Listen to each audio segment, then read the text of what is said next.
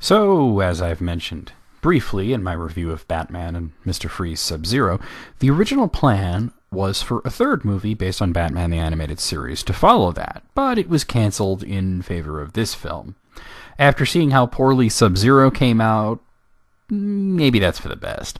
Although I personally would have hoped for the planned Batman Arkham to redeem the series. Then again, the unused plot became the basis for the first Arkham game way down the line, and that was really great. So yeah, full disclosure, I've never actually sat and watched Batman Beyond in my life. So this movie is actually my first exposure to it directly.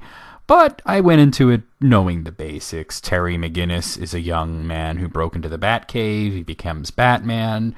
And there's an elderly Bruce Wayne watching over him as he fights villains in a futuristic Gotham. Now, the movie starts out with Terry fighting a gang called the Jokers, which I assume are from the show, and obviously take inspiration from the classic Batman foe, who hasn't been seen in ages.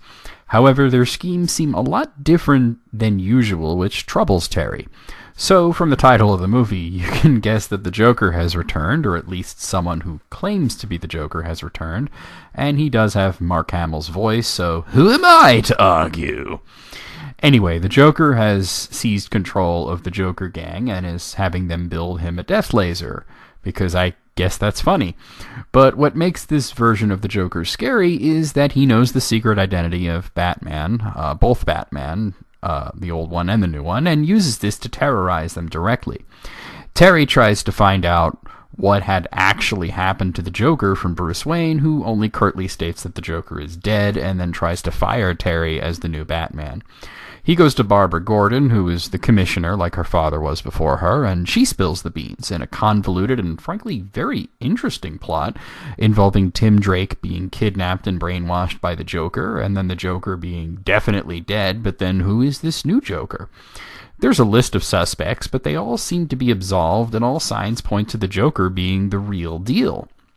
So, I have some minor issues with this film, and they mainly have to do with the style of Batman Beyond.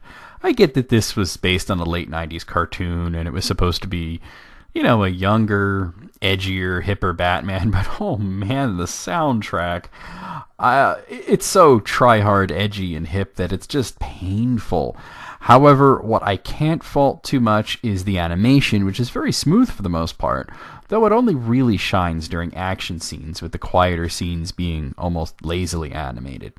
The characters are pretty detailed for the most part, though some of them look like they're coming from differing animation styles. This actually works for this film and gives it some character.